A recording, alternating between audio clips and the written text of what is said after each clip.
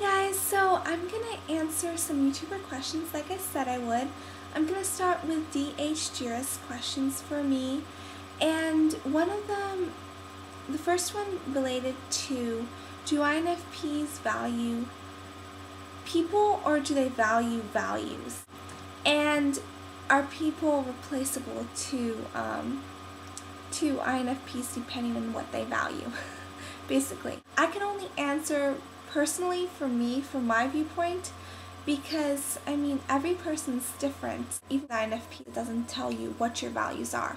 So me personally, I believe that you have worth as a human being just for how you exist. You, whoever is watching this, you. No one can replace the way that you, even like independent of any actions that you might take, any abilities that you might have, just the way that you experience the world, your stream of consciousness, your soul. Like no one can replace that. I love the song from Natasha Bedingfield where it says, the song's Unwritten, that's what it's called, and it says, feel the rain on your skin. No one else can feel it for you, only you can let it in.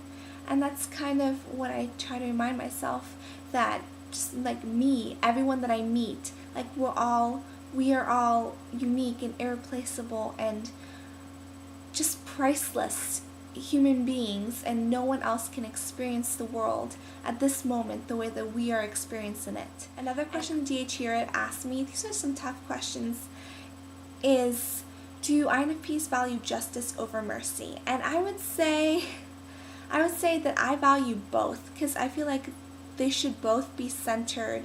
They're both used properly when they're centered around the well-being of all those involved.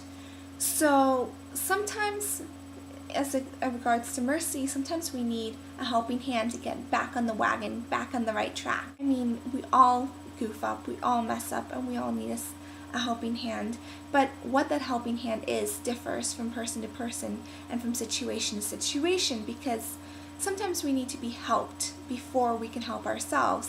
Other times we need someone to teach us how to help ourselves or remind us, and other times we need a firmer hand to help us understand how we're affecting others for our sakes, so we understand how we affect others, and also for the sakes of those around us. So that would basically be my answer. I feel like I don't see them as separate things. I see them as on a spectrum. Yes, I think that both are important. I was also asked if I have gone to Personality Cafe.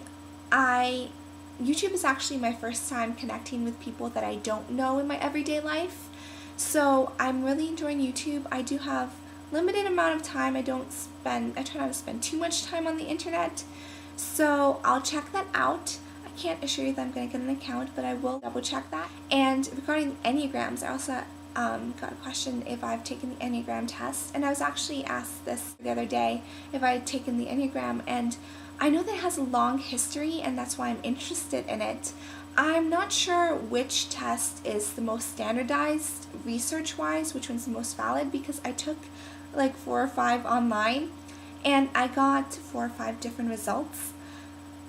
Sorry, I got 4 or 5 different results, so I'm not sure which one is the real me. I personally like the peace and harmony one. I forget which number that is. So if you have any suggestions of which one is good, a good test, let me know, and I will look into that even more.